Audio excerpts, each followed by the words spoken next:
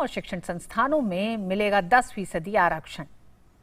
Cabinet ने आज इसे मंजूरी दी है। वहीं चिटफंड स्कीमों को विनिमय करने के मकसद से भी विधेयक को भी मंजूरी मिल गई है।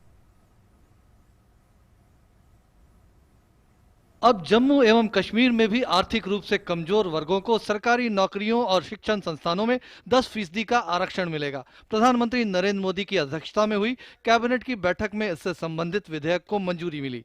आर्थिक रूप से पिछड़े वे लोग इस आरक्षण का लाभ ले सकेंगे जिनकी सालाना कमाई 8 लाख रुपए से कम है। देश भर में पहले ही सरकार ने 10% आरक्षण को लागू किया हुआ है। सामाजिक न्याय की जो बड़ी पहल की थी पिछले साल ही कि आर्थिक आधार पर 10% आरक्षण नौकरी में और शिक्षा में मिलेगा, यही अब जम्मू कश्मीर को भी लागू करने का निर्णय किया है।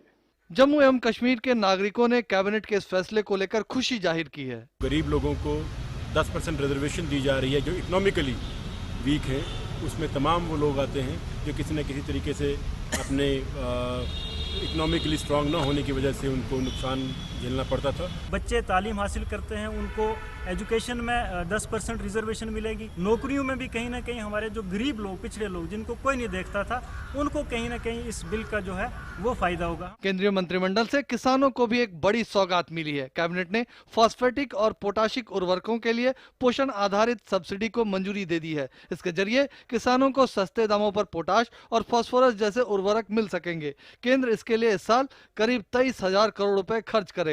सल्फर में जो पहले सब्सिडी 277 रुपए होती थी 100 किलो में, वो अब 350 तक बढ़ाई है।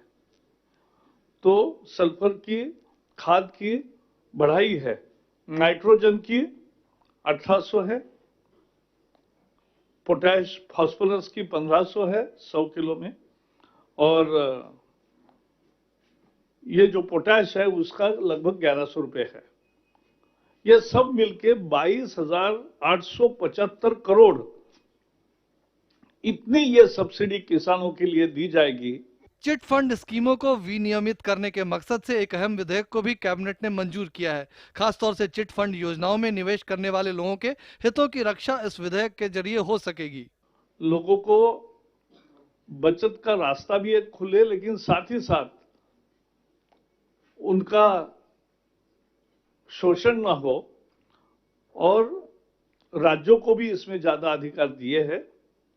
तो एक तरह से चिटफंड को एक रेगुलेटेड, अच्छा रेगुलेटेड व्यवसाय में परिवर्तित करने का आज निर्णय लिया। न्यायिक व्यवस्था को मजबूत बनाने के मकसद से कैबिनेट ने उच्चतम न्यायालय में जजों की संख्या 30 से बढ़ाकर 33 करने के एक प्रस्ताव को भी मंजूरी दी है।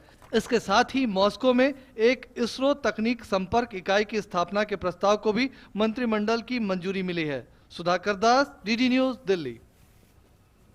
प्रधानमंत्री नरेंद्र मोदी के दूसरे कार्यकाल की